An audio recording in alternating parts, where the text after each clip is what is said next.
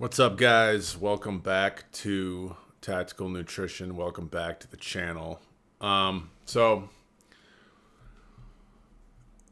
I was talking to this guy at the gym yesterday. We're gonna meet up today to do some deadlifts, actually, and you know, he's a cool guy, but he was telling me about his workouts and I was asking him about the order that he was doing his exercises. And that's what I want to talk about in this video. Because, guys, there is not, like, it annoys me to no end for some reason. I guess it's just my OCD. That when I see people do a bunch of bicep curls and then go into their back workout. All right? Now, people in the fitness industry will know what I'm talking about. Before I go off, I am aware of an idea called pre-fatigue. It's a bodybuilding term. Essentially, you pre-fatigue a muscle before you do a larger movement. So like you might do leg extensions before you do back squats. And what this does is it pre-fatigues your quadriceps, and then you will be able to use more of your glutes and other accessory muscle groups during the squat movement. But anyway, I digress. What I'm trying to talk about here is correct exercise programming, doing things in the correct order.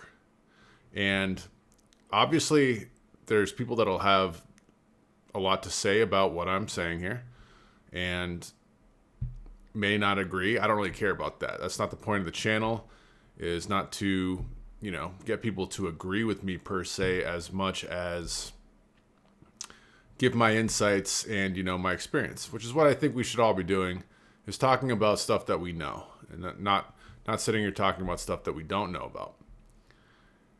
So my philosophy when it comes to working out, training, should I say, is to work the largest muscle groups first while you're the most rested, which is going to be the beginning of your workout after your warm-up, and then work your way down to the smaller muscle groups, ending with the higher rep, lower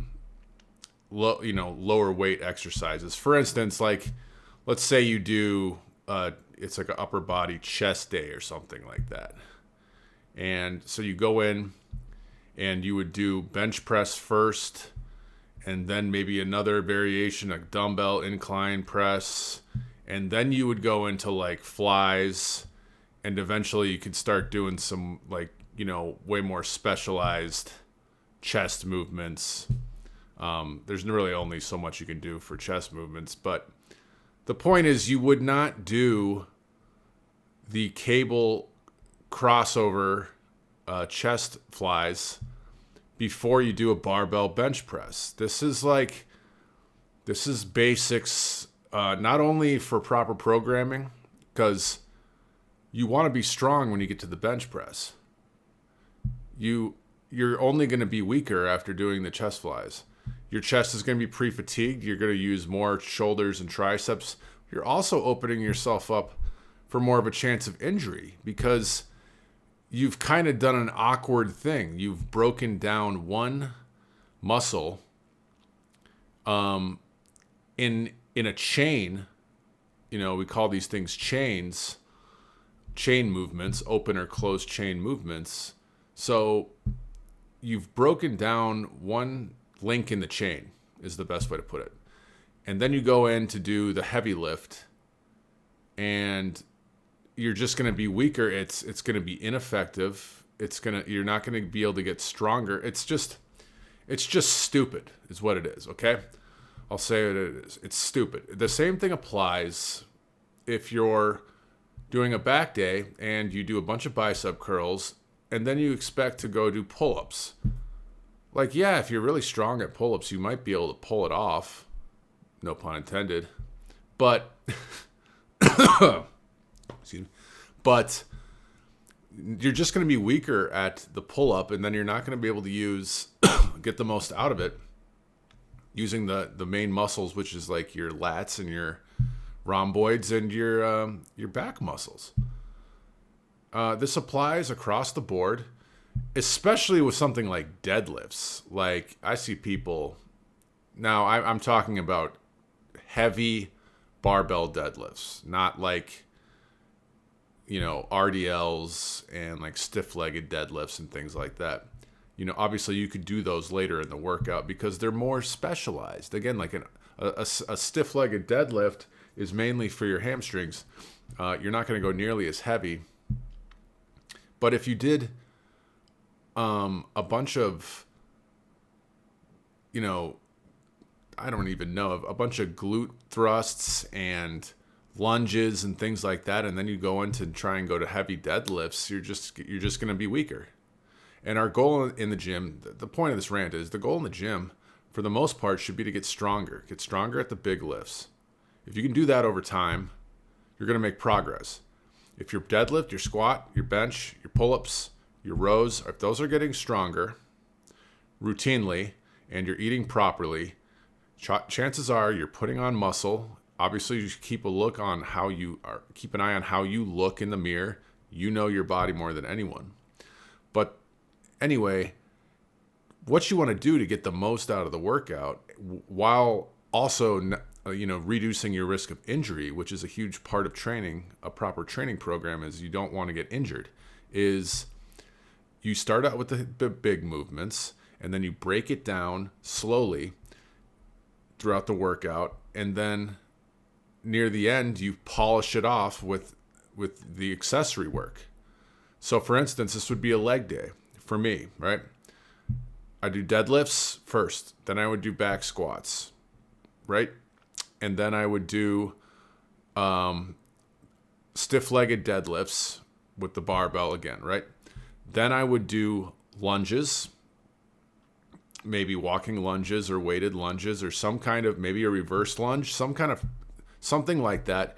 And then possibly over to finish it off with like leg extensions or hamstring curls or something like that. You see how you break it down, each exercise that you do in a row or in succession uses a little less muscle groups. That's the best way to put it. And so again, like it's important to look at the order that you do things, because there's just so many factors going into it. But the main lift should be the first lift. That's the one where you're going to get the most bang for your buck. Unless you're just like, this is for people that are really trying to make a body composition change, get stronger, are really serious about what they're doing. If you go to like a Pilates class or just like a group exercise class, or like we do our boot camps where it's just kind of a community thing, and you get a decent workout, but it's just a bunch of random stuff more or less. Like if you want to do that, that's fine. All this can go out the window. But for the average guy that's trying to add muscle, and put on weight, quality weight, while keeping the body fat low and getting stronger and getting more athletic and reducing the risk of injury, you want to structure your program in a way that's going to maximize the effect. I mean, isn't that the whole point of what we're doing here? So I'll give you another example of a good workout. It's shoulder day, right? Let's say you're doing, I like to do upper body in general. I don't like to usually do splits as much, but shoulder day would be like standing barbell, overhead press. That is the king of the shoulder exercises, right? Or you can do it seated, whatever. But I like to do standing because it's harder, brings in more core activation, things like that. Your form has to be on point. That's going to be where you're going to do your heaviest weight. That's where you're going to get the most muscle growth, the most stimulus, the most overload, because what we're looking for is progressive overload. And then after that, I would maybe do another variation of a press, maybe seated Arnold press, or seated shoulder press, maybe with lighter weights, slightly higher reps, but making it a little bit easier, using a little less muscle, but going a little higher reps. Then it might be the lateral raises, the upright rows, And then pretty much I always polish off my shoulder workouts with rear delt flies. Now, here's one of the reasons that I end the workout with the rear delts and don't do that at first, because the rear delt is the weak spot usually on most people. It's kind of like the spot that you actually want to work it more, but it's a smaller muscle than like your lateral and front delt. So it responds better to lower, lower weight, higher reps. So again, just based off that principle, you do it at the end of the workout, going with our whole strategy of starting with the heavy weight. Right? You should not be afraid to lift heavy. We got to lift heavy in the gym, guys. It doesn't have to be ridiculous. Your form needs to be on point. Of course, this is why you need to learn what you're doing, hire a trainer, do what you got to do, watch videos, all that stuff. But at the end of the workout, so basically what I'm saying here is I wouldn't want to work the shoulders, the rear delt first, because it's already a weak spot. So if I do that first and then I go into the shoulder press, then I'm going to be weaker at the shoulder press. And so you see what I'm saying? Everything builds on the big lifts. If you're, all of your accessory work, everything you're doing essentially should be aimed at building up the big lifts. All the leg stuff you do after the squats and the deadlifts, besides the vanity effect of having better looking legs, is they're going to target the weak spots during your squat. Then your squat will go up. And as long as those big lifts are going up, you're going to make progress. Unless you're really specialized and you're doing a powerlifting meet, right? I mean, if we're talking about trying to make body composition changes here to look the part, not like a bodybuilder per se, but definitely like a physique athlete. And so you get those, because if you're a power lifter, obviously you'd be doing very specialized lifting and you might not care how you look at all. You're working on a 1 rep max. That's not necessarily what we're trying to do. You don't necessarily have to have a grueling 1 rep max. But you should get stronger over time at the big lifts. And again, those big lifts are deadlift, squat, maybe a front squat. Even a good morning, I would say, is a good exercise.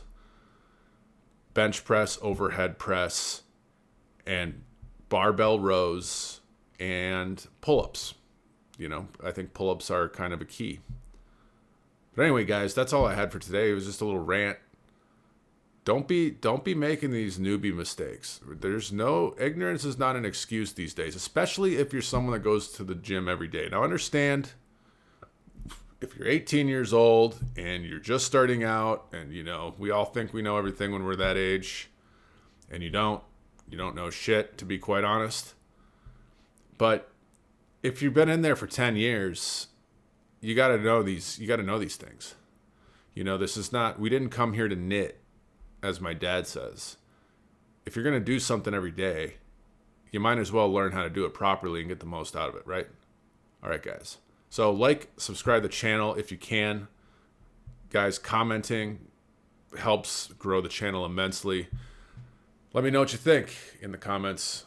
I'll see you in the next video.